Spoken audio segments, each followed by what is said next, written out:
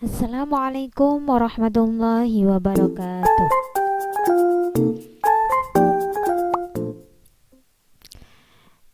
Anak-anak, pada pagi hari ini kita akan melanjutkan pelajaran agama dan sebelum pembelajaran kita mulai, kita awali pagi hari ini dengan membaca doa sebelum belajar.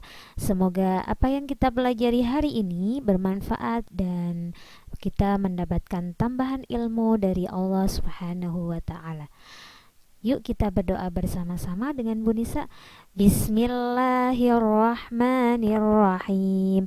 Rabbi zidni ilma warzuqni fahma waj'alni min ibadika sholihin. Ya Allah, tambahkanlah ilmu kepada anak-anak didik kami dan berilah mereka pemahaman dan jadikanlah mereka anak yang sholih-sholihah. Amin.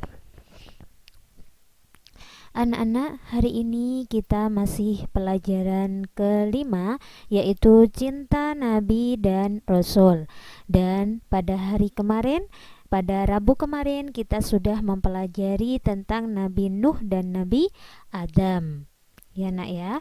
Nah, hari ini kita masuk pada sub C, yaitu teladan Nabi Hud alaihi salam.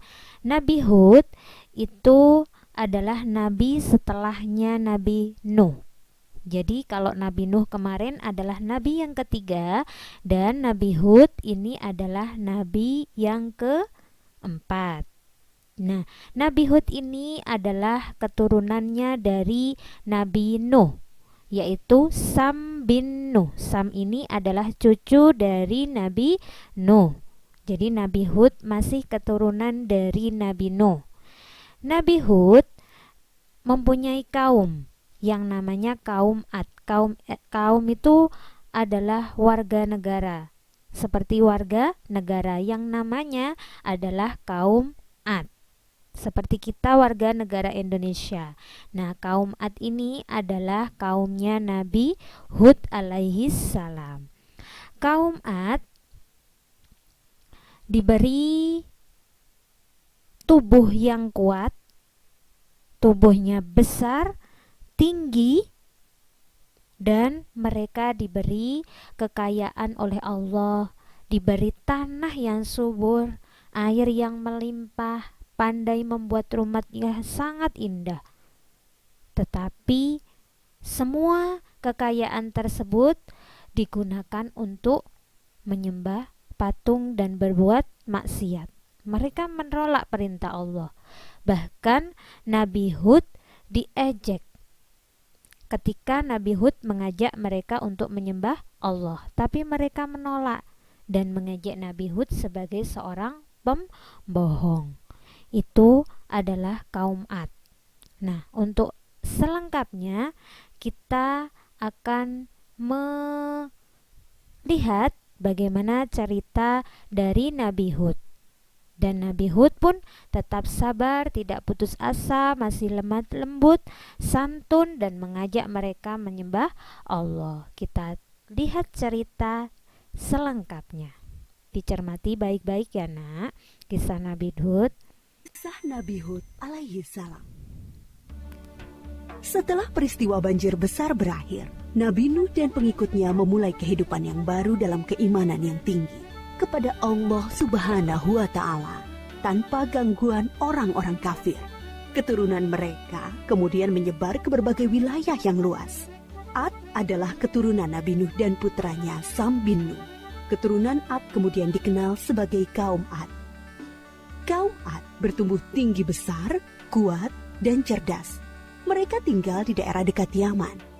Kaum Ad dianugerahi Allah daerah yang subur, sungai-sungai yang mengalir, kebun-kebun yang luas, dan hasil bumi yang melimpah. Kaum Ad pandai dalam tata kota dan pemerintahan. Mereka mahir membuat bangunan-bangunan tinggi, megah, dan indah dari gunung pasir di puncak-puncak bukit. Mereka juga membuat benteng-benteng yang kokoh dan saluran irigasi dan kolam-kolam. Ternak mereka pun berkembang dengan baik. Dengan anugerah Allah yang luas dan kerja keras mereka itu, kaum Ad menjadi makmur dan lebih maju dari kaum lainnya, serta lebih disegani. Hal ini membuat mereka sombong dan bermegah-megahan. Mereka menilai kemuliaan berdasarkan kekayaan dan kekuasaan. Pada mulanya, mereka adalah kaum beriman yang menyembah Allah. Lama-kelamaan, mereka mulai menyembah berhala dan patung-patung dari tokoh-tokoh mereka. Berhala yang mereka agungkan adalah Syamut dan Al-Hathar. Mereka menyerang kaum-kaum yang lain di sekitar mereka. Mereka selalu menang dalam peperangan. Mereka berlaku kejam dan sewenang-wenang terhadap para tawanan. Kehidupan sehari-hari mereka kemudian dipenuhi maksiat, penindasan kepada yang lemah, dan kedurhakaan kepada Allah. Di tengah masyarakat yang rusak itulah, Nabi Hud alaihi salam diutus Allah untuk menyampaikan ajarannya. Nabi Hud berasal dari keluarga kaya dan terpandang di kalangan kaum Ad. Akhlaknya mulia, cerdas, dan tidak terpengaruh oleh kerusakan kaumnya. Setelah sampai perintah Allah, mulailah beliau berdakwah mengajak kaumnya untuk kembali menyembah Allah. Hai kaumku, sembahlah Allah, tinggalkanlah berhala-berhala itu. Aku tidak meminta imbalan kepadamu atas semua ini. Upahku hanyalah dari Allah. Nabi Hud berdakwah dengan sabar tanpa putus asa. Tak henti-hentinya mengajak kaumnya untuk bertakwa kepada Allah, agar mereka terhindar dari azab Allah, sehingga mereka tidak mengalami nasib yang sama dengan kaum Nabi Nuh. Tetapi kebanyakan kaum Ad tidak mau mengikuti ajakan Nabi Hud. Mereka bersikeras untuk tetap menyembah berhala. Mereka menganggap Nabi Hud lemah akal dan gila. Dengarlah Hud, sembahan-sembahan kami telah mengutukmu sehingga engkau menjadi gila. Ucapanmu ngelantur, kacau. Itu karena kau menghina sembahan-sembahan kami. Kami tidak percaya pada ucapanmu. Datangkanlah azab yang telah engkau ancamkan.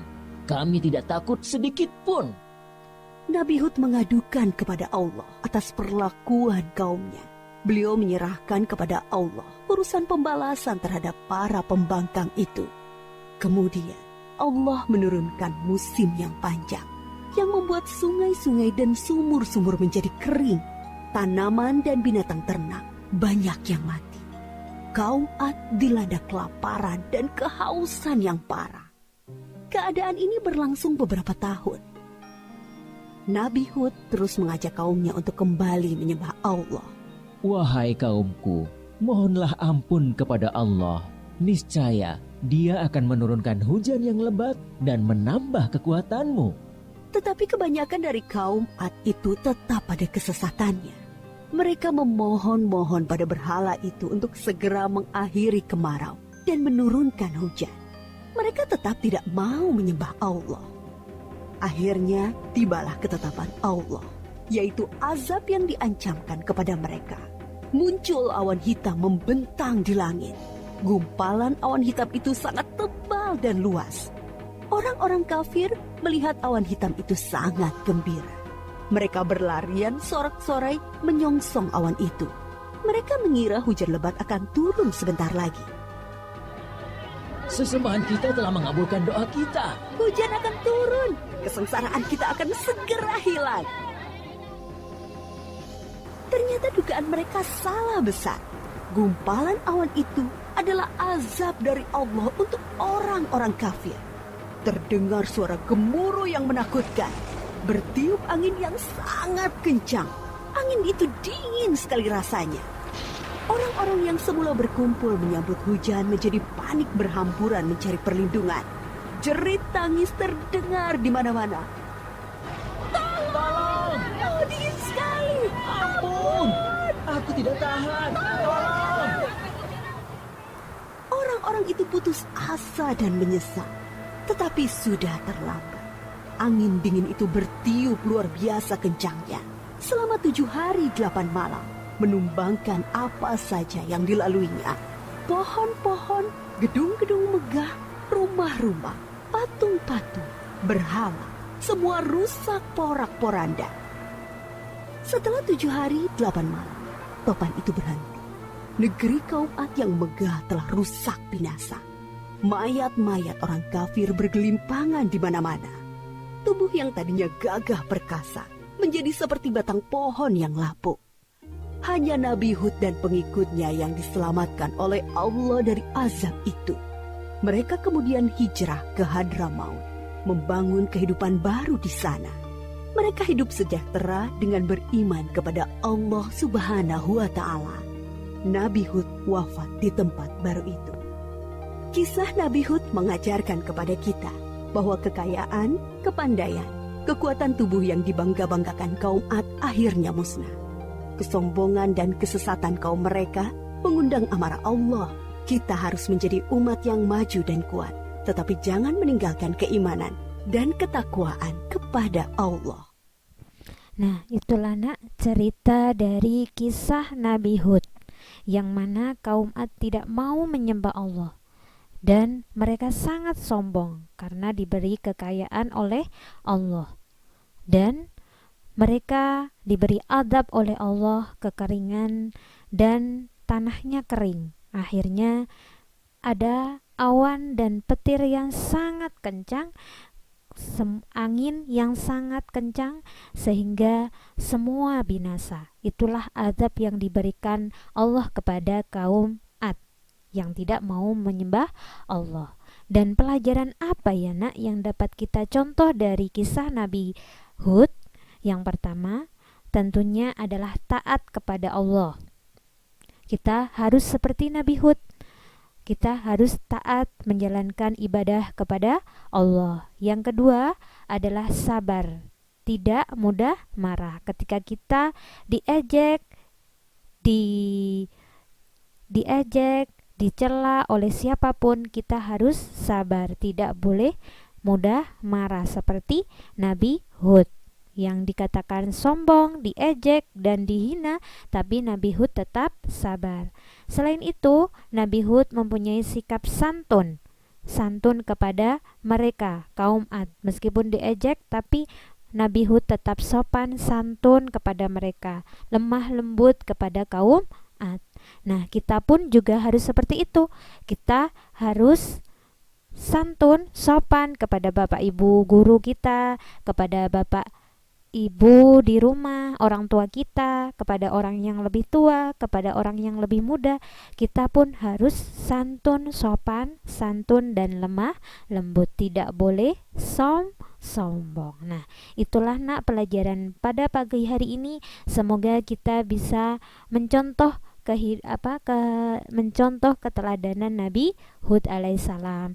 Kita semua mempunyai sifat-sifat yang dimiliki Nabi Hud, yaitu taat kepada Allah, sabar, tidak mudah marah, dan sopan santun kepada siapapun. Alhamdulillahirabbil alamin. Assalamualaikum warahmatullahi wabarakatuh.